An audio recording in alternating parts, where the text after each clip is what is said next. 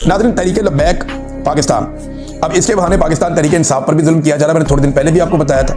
अब दो भाई हैं तहरीक इंसाफ के, वसीम मुजम्मल, ये नारोवाल के, इनको भी तहरीक लब्बैक का कारकुन बना के उठा के इन पर टॉर्चर कर दिया।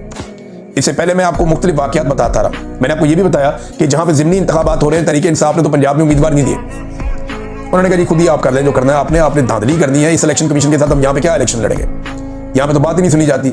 और एक फस्तायत है, एक जुल्म है, बस सिर्फ आपने रस्मी कार्रवाई करनी है कि जनाब इलेक्शन हुआ था और ये फॉर्म 47 लेके आप घर जाएं। तो ये दो नंबरी होनी है पंजाब में, लिहाजा वो तो इससे बाहर निकल गए। लेकिन जो लोग फिर भी मैदान में आए, उनका भी मुकाबला नून लीग नहीं कर पा रही, पीपल्स पार्टी नहीं कर पा रही। तो वहां जो लोग उनको सपोर्ट करते हैं, उनको उठा उठा के उनको भी तहरीक लब्बैक के खाते में डाल रहे हैं। अंदाजा करें आप ये कितना जुल्म कर रहे हैं, कितना जबर कर रहे हैं। पाकिस्तान में जमहूरियत नाम की कोई चीज बची नहीं है। अगर पाकिस्तान ने बचना है तो ये 27वीं और 26वीं आईनी तरमीम को रिवर्स होना पड़ेगा।